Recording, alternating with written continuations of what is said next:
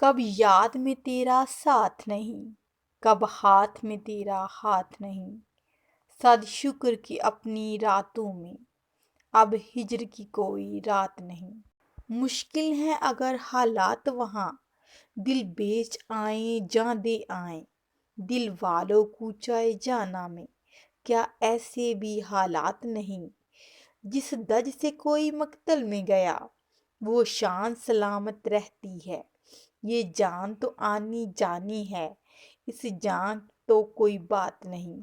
میدان وفا دربار نہیں، یا نام و نسب کی پوچھ کہاں۔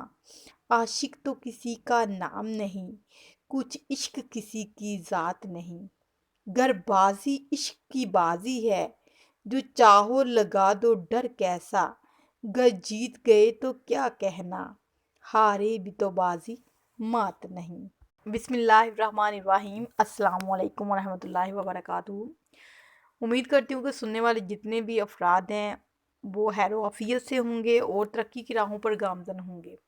جیسا کہ آپ لوگوں کو پتہ ہے کہ سیریز ہے ایم اے اردو کی چل رہی ہے، جس میں پرچہ اول پرچہ سوم جو ہے آپ لوگوں کے ساتھ شیئر کیا جا رہا ہے۔ اس کے پاسٹ پیپرز میں جتنے بھی کویسچنس ہیں ان کو سرچ کر کے ڈھونڈ کے تو آپ لوگوں کے سامنے جو ہے آپ لوگوں کی پیش خدمت ہے۔ اور پرچہ نمبر جو پہلا ہے اس میں جو 3 شاعروں کو میں نے کور کر دیا ہے، جن کی 3 غزلیات جو ہیں وہ آپ لوگوں کے سامنے میں نے پیش کی ہیں۔ اور میر درد کی جو پہلی 2 غزلیات ہیں وہ آپ لوگوں کے ساتھ متن کے ساتھ تشریحات کے ساتھ میں نے جو ہے وہ اپلوڈ کر دی ہیں۔ اور آج انشاءاللہ تعالی آخری غزل یعنی تیسری غزل آپ لوگوں کے ساتھ شیئر کروں گی۔ اور آپ لوگوں نے کیا کرنا ہے، جو طالب علم ایم اے اردو کر رہے ہیں یا کرنا چاہ رہے ہیں، یا جو لوگ جن کو پوئٹری بہت زیادہ شاعری سے شغف رکھتے ہیں، ان کے لیے جو ہے یہ ایک قسم کی نعمت ہی ہے۔ تو آپ لوگ اس کو سنیں پڑھیں، اور جو طالب علم ہیں وہ اس کو باقاعدہ نوٹ کریں تاکہ اور اپنے پیپر کو اچھے طریقے سے کور کر سکیں۔ غزل نمبر 3 ہے اور اس کے 12 اشعار ہوں گے۔ وقت کی کمی کے سبب ان کو بہت ہی مختصر طریقے سے میں پیش کروں گی، اور آپ اس کو فالو کریں گے، اس کو شیئر کریں گے، اس کو لنک کریں گے اور اس چینل کو سبسکرائب کریں گے، ٹھیک ہے۔ آج جو ٹاپک ہے، آج جو پیغام ہے آج کا، وہ ہے کہ خاموشی غصے کا بہترین علاج ہے۔ آپ لوگوں کو پتہ بھی ہے، آپ لوگوں نے سنا بھی ہوگا، بلکہ میں چاہتی ہوں کہ سارے عمل بھی اس بات پہ کریں کہ نبی کریم صلی اللہ علیہ وسلم کے پاس ایک صحابی آئے تو انہوں نے فرمایا، نبی کریم صلی اللہ علیہ وسلم نے ان سے فرمایا کہ پہلوان وہ نہیں ہے جو کسی کو پچھاڑ دے، ٹھیک ہے۔ پہلوان وہ ہے جو اپنے غصے پہ قابو کر لے، ٹھیک ہے۔ غصے کا بہترین جو حل ہے، علاج ہے، وہ یہی ہے کہ اگر اپنی پوزیشن کو چینج کر لیں، ٹھیک ہے۔ اگر بیٹھے ہیں تو لیٹ جائیں، لیٹے ہیں تو کھڑے ہو جائیں، اس طرح سیم۔ اور وضو جو ہے وہ بہترین چیز ہے، اگر وضو کر لیں تو غصہ جو ہے وہ ٹھنڈا ہو جاتا ہے، پانی جو ہے وہ ٹھنڈا کر دیتا ہے آگ کی طرح۔ اور یہ آپ لوگوں کو آج کا تھا پیغام کہ غصہ نہیں کرنا چاہیے۔ اور وحدت شعر نمبر 1 ہے کہ وحدت نے ہر طرف تیرے جلوے دکھا دیے، پردے تعینات کیے جو تھے اٹھا دیے۔ اب کیونکہ وقت اتنا نہیں ہے، ٹائم کم ہے، تو اس میں ہم بالکل شارٹلی آپ لوگوں کو میں بتاتی جاؤں گی کہ صوفیاء کرام کے نزدیک ذات حقیقی کے سوا دنیا میں کسی چیز کا وجود نہیں ہے، ٹھیک۔ اس حقیقت کو صوفیاء کرام کے نزدیک ہر انسان کے لیے یہ عقیدہ وحدت کہلاتا ہے۔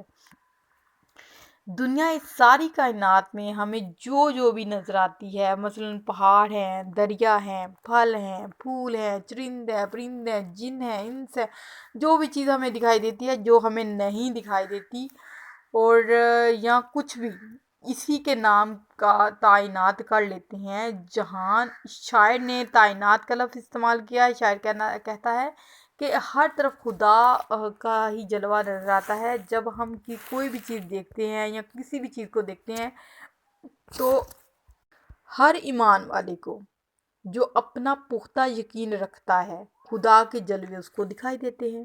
جو انسان بھی راز سے عقیدہ رکھتا ہے اللہ پاک کی وحدت کا، وہ ہر بات میں اسی کا جلوہ ڈھونڈتا ہے اور اسے چاروں جہت میں اسی کا ہی نظارہ دکھائی دیتا ہے۔ اور جب وہ ایمان لاتا ہے تو اس پر کثرت کے پردے اٹھ جاتے ہیں اور اس پر انکشاف ہوتا ہے کہ ذات باری تعالیٰ کے سوا کوئی ذات نہیں ہے۔ ایک اور شاعر کا شعر بھی ہے کہ تو ہی نظر آتا ہے جب کچھ نظر نہیں آتا۔ اگلا شعر دیکھیں، وہ کشتہ ہستی تغافل بے ثبات خاطر، وہ کشتہ ہستی تغافل بے ثبات خاطر سے کون کون نہ اس نے بھلا دیے۔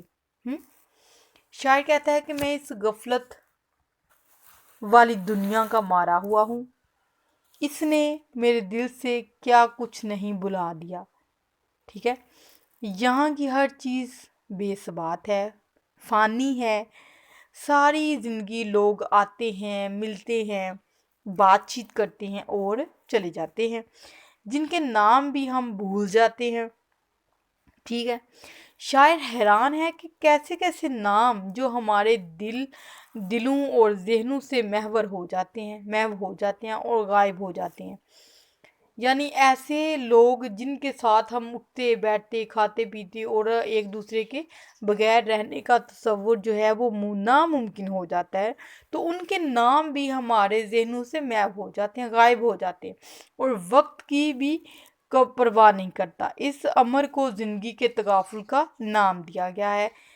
ایک اور شاعر کہتے ہیں کہ گیا وقت پھر ہاتھ آتا نہیں، صدا دور عیش دکھاتا نہیں۔ اب تیسرا شعر دیکھیں، روتی ہے چشم اب تئیں یہ تیری داد ہاں، لگتے ہی تیرا برہو نے قصے چکا دیے۔ شاعر کہتا ہے کہ اے میرے محبوب، میں تیرے ظلم و ستم سے ہلاف فریاد کرتی ہوئی آنکھ ابھی تک آنسو بہا رہی ہے، اور تیرے آبرو کی جو تلوار ہے، کتنے ہی لوگوں کے قصے اس نے تمام کر دیے۔ اب یہاں پر شاعر نے اپنے محبوب کے جو آبرو ہیں ان کو تلوار سے تشبیہ دی ہے، ٹھیک ہے، اور اس تلوار کو قاتل قرار دیا ہے اور کہا ہے کہ نہ جانے اس قاتل نے کتنے ہی لوگوں کو قتل کر دیا ہے، گھائل کر دیا ہے۔ یعنی محبوب کو نے اپنے حسن کا جو فرقہ کر دیا ہے، اپنے حسن کے جلوے دکھا دیے ہیں، اور اس لیے میری جو آنکھ ہے وہ تیرے ظلم و ستم کے خلاف آنسو بہا رہی ہے، اور میرے علاوہ اور بھی کتنے ہی لوگ ہیں جن کے تو نے قصے پاک کر دیے ہیں، ان کو ختم کر دیا ہے، ان کو گھائل کر دیا ہے، ان کو قتل کر دیا ہے۔ یہ عشقیہ شعر میں آ رہا ہے۔ اگلا شعر دیکھیں، عنقا کی طرح جتنے بھی تھے نامور یا فلک، خدا ہی جانے کہ کدھر اڑا دیے۔ اب یہاں پر عنقا کیا ہے؟ عنقا ایک فرضی خیالی پرندہ ہے جو کہ ناپید ہے، ٹھیک ہے، نہ ہی وہ ہے اور نہ ہی وہ دکھائی دیتا ہے، نہ ہی اس کا وجود ہے۔ کہتے ہیں کہ ہے بھی اور نہیں بھی، چنانچہ یہ ہی اہمیت اور حیثیت انسانوں کی سی ہے کہ دنیا میں بہت سے اور بڑے بڑے انسان پیدا ہوئے ہیں، جن میں بعض کسی کی دل کی دھڑکن تھے، بعض کے ناموں کے سکے چلتے تھے، بعض ایسے نامور تھے کہ جن کی بربریت اور ظلمیت سے لوگ کانپتے تھے، اور بعض نے اپنی جواں مردگی کے جوہر دکھائے اور دنیا بھر پر اپنی حکمرانی کے خواب دیکھے، مگر موت کے بعد سب کے نام مٹ گئے، وہ کہاں گئے کسی کو کچھ معلوم بھی نہیں۔ بقول غالب، مقدور ہو تو خاک سے پوچھوں کہ اے لین تو نے وہ گنج ہائے گراں مایا کیا کیے۔ بہت مزے کا شعر ہے۔ اگلا شعر دیکھیں، پانچواں، پگھلا دل اثر نہ میرے حال پر کبھی، ہر چند روتے روتے ہیں نالے بہا دیے۔ اس میں شاعر کہتا ہے کہ میرے حال لو زار پر کبھی بھی میرے محبوب کا دل نہیں پگھلا۔ ہر چند روتے روتے آنسو بہا دیے، آنسوؤں کے دریا بہا دیے۔ مطلب کہ شاعر یہاں پر نا وہ اس کا استعمال کر رہا ہے، مبالغہ آرائی سے کام لے رہا ہے، ٹھیک ہے۔ شاعر کہتا ہے کہ ہماری گریوزاری اور آہ و درد کا اثر، آنسوؤں کا اثر محبوب پر نہیں ہوتا، دوسروں پر تو ہوتا ہے، وہ ہمارا حال بھی پوچھتے ہیں، ہمارے درد میں بھی شامل ہوتے ہیں، لیکن ہمارا اس حال کا جو اثر ہے ہمارے محبوب پر نہیں ہوتا۔ وہ ایسا سنگ دل ہے، ایسا پتھر دل ہے کہ اسے ہمارے حال پر ترس نہیں آتا، ہمارے حال پر رحم نہیں آتا، اور محبوب کو مائل کرنے کے لیے شاعر نے اپنی ناکامی کا اعتراف کر لیا ہے، ٹھیک ہے۔ اگلا شعر دیکھیں۔ یا رب یہ کیا حرام ہے جس میں ایک آن میں کتنے ہی مردے حشر سے آگے جلا دیے۔ اب یہ شعر جو ہے وہ محبوب کی تعریف میں یہ بھی چلا جاتا ہے، اس کی چال کے بارے میں ہے، ٹھیک ہے۔ حرام چال۔ شاعر نے اپنے محبوب کی چال اور مدہوشی کی تعریف کی ہے۔ وہ کہتا ہے کہ گویا محبوب کے چلنے میں سور اسرافیل ہے، مردے بھی اگر میرے محبوب کو چلتا ہوا دیکھیں تو وہ سور کی پھونک سمجھیں اور اپنی قبروں سے اٹھ جائیں۔ اس کی چال جو ہے وہ جادوئی ہے، اس کی چال میں ایسا جادو ہے گویا جوان تو جوان بوڑھے بھی اٹھ کر دیکھتے ہیں کہ کوئی حسین ناز و ادا سے چل رہا ہے۔ حرام یار مردوں کو زندہ کر دینے کا اثر رکھتی ہے، یعنی محبوب کی چال ڈھال کا ذکر کر کے یہ اس غزل کو 4 چاند لگا دیے ہیں۔ اگلا شعر دیکھیں۔ عالم میں جتنے پاک گوہر تھے سو ایک ایک کر کے روزگار نے یوں ہی گلا دیے ہیں۔ یہ دیکھیں ذرا، شاعر کہتا ہے کہ دنیا میں جتنے بھی پاک نیک موتی جیسے گوہر لوگ تھے، گوہر ہوتا ہے موتی، ٹھیک ہے، ایک ایک کر کے تو اولے کی طرح جیسے بارش میں وہ برف یا گولا، اوس جس کو برف بارش کا گولا اولے جس کو کہتے ہیں، زمین پر گرتے ہیں اور پگھل کر پانی بن جاتے ہیں اور اپنی حیثیت کھو دیتے ہیں، ختم ہو جاتے ہیں، مٹ جاتے ہیں، اور اسی طرح یہ دنیا فانی ہے۔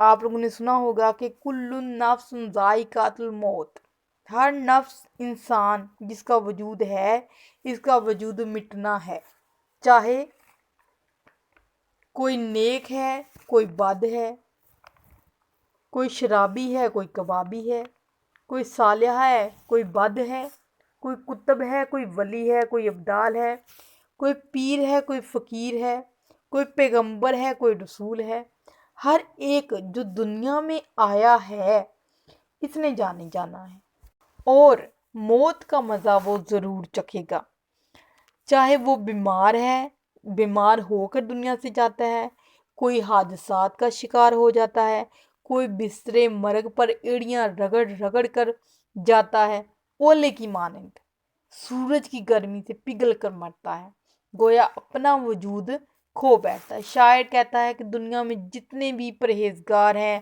متقی ہیں، نامور ہیں، شہید ہیں، غازی ہیں، وقت نے ان سب کو اولے کی طرح پگھلا کر رکھ دیا ہے اور وہ اپنی حیثیت کھو بیٹھے ہیں، اب کسی کو کسی کا بھی نام معلوم نہیں ہے۔ اگلا شعر دیکھیں۔ صیاد کہتے ہیں کہ گرفتاریاں کہیں صدقے کر اپنے آج کسی نے چھڑا دیے۔ اب یہ بھی شعر جو ہے وہ شاعر نے اپنے محبوب کے لیے لکھا ہے۔ شاعر کہتا ہے کہ میرے محبوب کی جو نگاہیں ہیں وہ ہر وقت ہر لمحہ شکار کی تلاش میں سرگرداں رہتا ہے، یعنی اس شکار کو ڈھونڈتی رہتی ہیں، اور جو شکار ہو جاتا ہے وہ شکار ہونے کی تلاش میں رہتا ہے، یعنی محبوب کی یہ خواہش ہوتی ہے کہ وہ اپنے محبوب کے اسیروں میں روز بروز اضافہ ہوتا رہے، دوسری طرف طالب محبوب پر قربان ہونے کے لیے تیار رہتا ہے، چنانچہ کہتے ہیں کہ ہر جوخت میں ہر طرف سے ہر سمت میں شوق سے لبریز شکار کرنے کا اور شکار ہونے کا موجود ہے۔ چنانچہ دونوں جانب آگ برابر کی لگی ہوئی ہے، یعنی ادھر شکار کرنے کی اور ادھر شکار ہونے کی شوق جو ہے وہ جاری و ساری۔ اس لیے درد کہتے ہیں کہ آج محبوب نے اپنے صدقے میں کتنے ہی قیدیوں کو رہا کیا ہے۔ یہ بات یاد رکھیں کہ پنجروں میں قیدی بنا کر رکھنا پرندوں کو گناہ سمجھا جاتا ہے۔ پرندوں اور جانوروں کو قید سے رہا کرنا اپنی جان کا صدقہ سمجھا جاتا ہے۔ عام طور پر آپ نے دیکھا ہوگا کہ لوگ اپنی جان کا صدقہ پرندے یا جانور آزاد کروا کر کرتے ہیں، اور اس لیے شاعر کہتا ہے کہ میرے محبوب نے آج کافی گرفتاریاں جو ہیں وہ رہا کر دی ہیں اپنی جان کے صدقے میں۔ اگلا شعر دیکھیں۔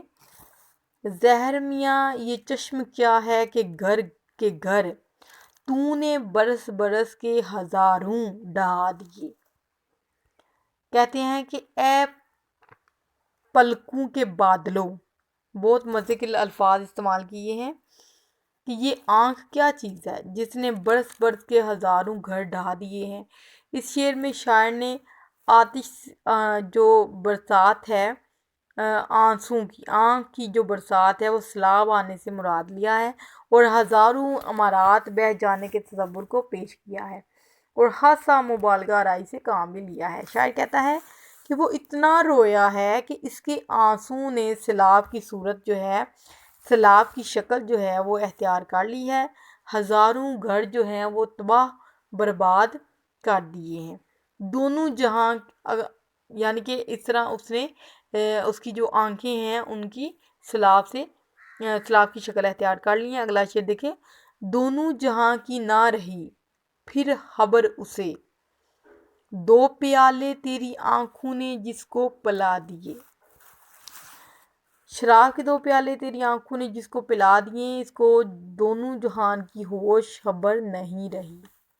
ٹھیک ہے، اور کوئی بھی ہوش اسے کسی قسم کی کوئی خبر نہیں ہے۔ شاعر کا کہنا ہے کہ شراب نشے سے ہے، اور جو پیالہ بھر کر پی جاتا ہے اسے پینے کے بعد وہ بے سدھ ہو جاتا ہے، اسے کسی قسم کی ہوش نہیں رہتی کہ وہ نیکی کر رہا ہے، وہ بدی کر رہا ہے، کچھ بھی کر رہا ہے، اس کو نہیں ہوش ہوتی۔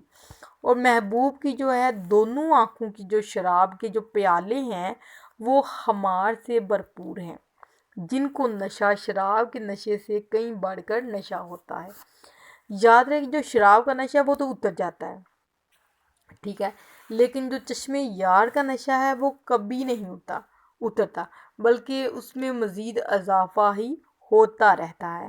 چنانچہ کہتے ہیں کہ ساقی میں نوشی پیالے میں پلاتا ہے، اور اکثر ساقی مہربان ہو تو دوسرا بھی پلا دیتا ہے، لیکن محبوب جو ہے وہ اپنے جام جو شراب ہے آنکھوں سے پلاتا ہے، اور آنکھوں سے جو پیالے لے وہ دونوں جہانوں سے بے خبر ہو جاتا ہے۔ میر تقی میر بھی کہتے ہیں کہ آنکھوں کے بارے میں بہت سے شاعروں نے شاعری کی ہے، جیسا کہ میر تقی میر کہتے ہیں کہ میر ان نیم باز آنکھوں میں ساری مستی شراب کی سی ہے۔ اگلا شعر دیکھیں۔ چاہو وفا کرو نہ کرو اختیار ہے، خطرے جو اپنے جی میں تھے سب اٹھا دیے۔ شاعر کہتا ہے کہ ہم نے جب سے محبت عشق کے میدان میں قدم رکھا ہے، ہر طرف سے مشکلات نے آ گھیرا ہے، سر اٹھایا ہے، اور اذیتیں مصیبتیں ملامتیں دیکھ کر تو کچھ لوگ تو راہ فرار اختیار کر لیتے ہیں، بھاگ نکلتے ہیں، لیکن جو سچے عاشق ہیں وہ اس راستے کو نہیں چھوڑتے، بلکہ وہ ڈھونڈتے ہیں ان مصیبتوں کو۔ شاعر بھی کہتا ہے کہ اذیت ملامت مصیبت بلائیں، تیرے عشق میں ہم نے کیا کیا نہ دیکھا۔ چنانچہ کہتے ہیں کہ عشق اتنا پرعزم ہے کہ وصال یار کی خاطر یہ پرخطر راہ جو ہے وہ اختیار کرنا پڑتا ہے۔ وفاداری بشرط استواری کے اظہار سے محبوب کو درس وفا دینا چاہتا ہے، کہتا ہے کہ تم ہمارے ساتھ وفا کرو نہ کرو ہمیں کچھ بھی پرواہ نہیں ہے، پر ہم جو راہ وفا محبوب کی خاطر خدشات کو گلے لگا دیا ہے، ہمیں کوئی ڈر خوف نہیں ہے، تم وفا سے کام لو یا نہ لو، سیلاب ہمیں کوئی پرواہ نہیں ہے۔ اگلا شعر دیکھیں، سیلاب اشک گرم نے عذاب میرے تمام، اے درد کچھ بہا دیے کچھ جلا دیے۔ یہ آخری شعر ہے جس میں شاعر نے اپنا نام بھی استعمال کیا ہے۔ اس شعر میں شاعر کہتا ہے کہ درد و الام مصیبت و عشق میں جو گرم آنسو میری آنکھوں سے سیلاب کی صورت میں بہہ نکلے ہیں، اس میں میرے جسم کے تمام اعضاء کچھ بہہ گئے ہیں کچھ جل گئے ہیں۔ سیلاب اشک گرم کی ترکیب بہت ہی خوبصورت انہوں نے استعمال کی ہے، کیونکہ اشکوں کی جو گرمی ہے اور روانی ہے اس کا کام ہے بہا لے جانا۔ چنانچہ کہتے ہیں کہ گرم رواں سیلاب نے دونوں کام ایک ساتھ کر دیے ہیں، یعنی کچھ جلا بھی دیے ہیں کچھ بہا بھی دیے ہیں، یعنی گرم تھا تو جل گئے ہیں، سیلاب تھا تو بہہ گئے ہیں۔ بہت یہ مزے کی غزل تھی، آپ لوگوں نے اس کو ساری سن لیں، جو طالب علم ہے وہ اس کو لکھ لیں، رائٹ ڈاؤن کر لیں، اور ویڈیو کو لائک کر دیں، کمنٹ کر دیں اور شیئر کر دیں، اور اگر چینل کو سبسکرائب نہیں کیا تو ابھی کر لیں تاکہ ہماری آنے والی ہر ویڈیو آپ تک بآسانی اور سب سے پہلے پہنچ سکے۔ اپنا اور اپنے پیاروں کا خیال رکھیں، تب تک کے لیے اللہ حافظ، فی امان اللہ۔